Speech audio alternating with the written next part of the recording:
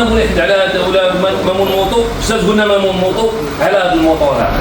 السلام عليكم خوتي المغاربه، كي دايرين؟ بخير، نتمناو انكم تكونوا بخير وعلى خير.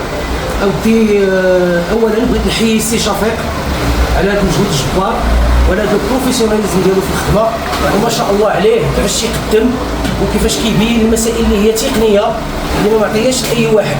ما بقاتش غير في اجي وبيع الموطور. تبارك الله السي شفيق راه دو فورماسيون سي ان انجينيور، وهذا الموطور هذا بصراحه كل بولات الموسم مفاجاه، ميور رابور كاليتي بري سور لو مارشي، احسن ما كاين في السوق دابا في الثمن. سي اون 200 سي سي، سي اون سمارت داكور.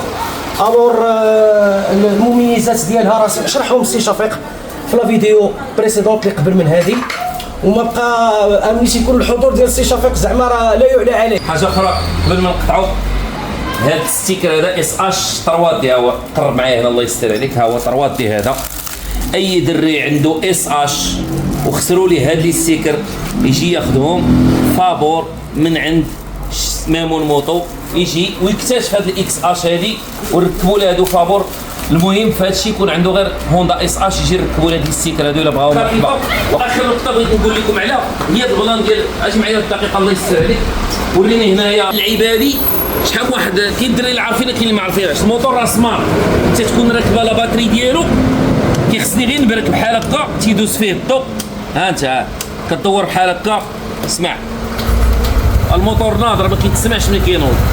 كما قلت لكم شوف موتور فيه 4 سوبا ناضي. غير واحد معلومه على البلاصه فين جينا، مامون الموتور ما بقاتش في شارع الكفاح، تحولات. غنوريكم بلاصه جديده، جي معايا الله يستر عليك. هنايا هذا الشارع كنعيطوا له حنا الشارع ديال لافيرا، كبير معروف. الا جيتي من لافيرا ديال الرباط راه معروفه، كتجي معاها. وإلا مشيتي مع الزنقه هبطتي معاها كتهبط الا هبطتي اون فاس غطيح في الباب ديال الفوريان ديال الرباط. دونك اللي بغى يجي لاقامه الصباح فوريان ديال الرباط، يطلع تودر واحد حتى الاخر ويدور على اليمين.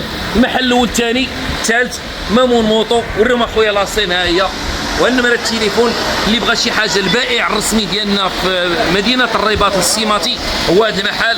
والى هنا تنقول لكم الدراري السلام عليكم ورحمه الله وبركاته.